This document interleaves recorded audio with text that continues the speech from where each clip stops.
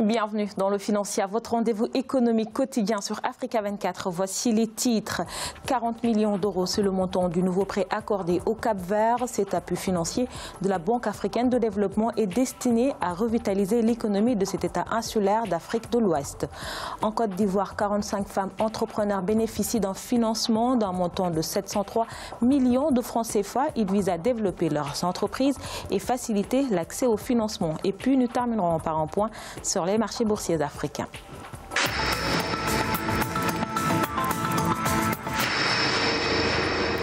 La Banque africaine de développement soutient le développement au Cap-Vert. L'institution financière a accordé un prêt de 40 millions d'euros au pays insulaire, un appui financier qui vise notamment à renforcer la contribution du secteur privé et des entités locales à la croissance. Marcel Farbamaroun. Dans le cadre de son plan stratégique de développement durable 2017-2021, le Cap-Vert va recevoir de la BAD, Banque africaine de développement, une enveloppe de 40 millions d'euros. L'accord a été signé jeudi 2 août 2018 à Abidjan, en Côte d'Ivoire, et prévoit un financement en 2 étapes, étalé à 20 millions d'euros chacune entre 2018 et 2019. Aujourd'hui, le Cap-Vert a mis en place un programme, un plan qui vise à améliorer la compétitivité de son secteur privé et aussi à apporter un développement durable. Et donc, cela s'inscrit dans le programme qu'a mis en place la Banque mondiale qui, d'ici quelques années, d'ici une dizaine d'années, doit permettre à tous les pays africains qui sont membres de la Banque africaine un développement de l'économie. Depuis quelques années, le Cap-Vert est soutenu par la Banque africaine de développement qui a financé des projets dans plusieurs domaines tels que l'énergie, le transport, l'eau, l'assainissement ou encore les secteurs agricoles et sociaux. Le gouvernement capverdien, quant à lui, a beaucoup investi dans les infrastructures avec pour objectif d'en faire bénéficier au secteur privé. Ce programme vise à renforcer la contribution du secteur privé et des entités locales à la croissance et à la création d'emplois. Cela passe par la facilitation de la pratique des affaires et la compétitivité, l'accélération du développement local et l'augmentation de la contribution de la décentralisation à la croissance. Le Cap-Vert dispose d'une économie qui repose essentiellement sur de petites entreprises orientées vers le commerce, les transports, le tourisme et les services publics qui représentent 3/4 du produit intérieur brut. Ce dernier se situe au 190e rang mondial en raison de la faiblesse de ses ressources naturelles tirées à partir des productions de sel et de bananes, mais aussi de la pêche. Pour améliorer l'accès à l'eau des communautés des bassins fluviaux d'Afrique australe, les États-Unis vont lancer un projet de 32,4 millions de dollars. Ce projet dénommé Resilient Water devrait permettre d'améliorer l'accès à l'eau potable et aux services d'assainissement dans la région. Il devrait également permettre d'améliorer la gestion des ressources naturelles transfrontalières et le renforcement de l'infrastructure écologique. 21 millions de personnes devraient bénéficier du projet en Afrique du Sud, en Angola, au Botswana, au Mozambique, en Namibie et au Zimbabwe. En Côte d'Ivoire, le gouvernement soutient les femmes entrepreneurs ivoiriennes. 45 parmi elles bénéficient d'un financement. Le Fonds pour la promotion des PME et l'entrepreneuriat féminin vise ainsi à faciliter l'accès au crédit bancaire aux femmes chefs d'entreprise. Aïssa Tobari.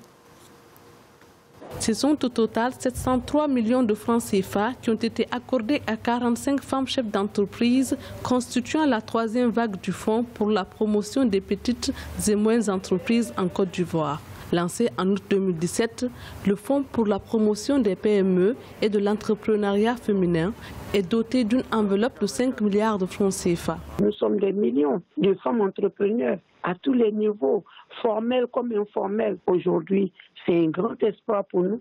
Il y a un engouement pas possible. Nous avons toujours sollicité. Ce n'était pas encore fait. Aujourd'hui, c'est effectif.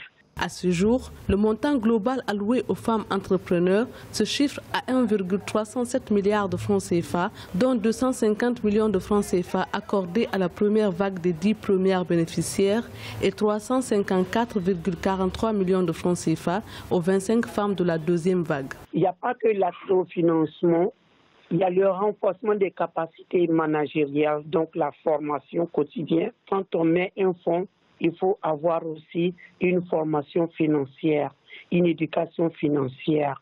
Comment éventuellement cette femme justement qui vient de recevoir, qui a bénéficié du fonds, comment elle peut traduire son business plan en réalité. Selon la Banque mondiale, 70% des PME détenues par des femmes dans les pays en développement sont exclues par les établissements financiers ou ne sont pas en mesure de recevoir des services financiers assortis de conditions adéquates pour satisfaire leurs besoins.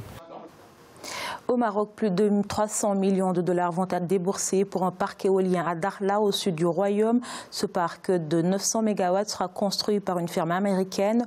La société compte réaliser cette infrastructure pour produire de l'énergie à usage personnel, mais aussi dédiée à la blockchain. Le fonds travaillera notamment avec son partenaire Soluna, qui développe les centrales à énergie renouvelable dédiées à l'informatique haute densité sur le site. Le site phare de Soluna à Dakhla est de classe 1 avec des vents atteignant plus de 35 km à l'heure, ce qui fait l'un des sites de plus haute qualité au monde.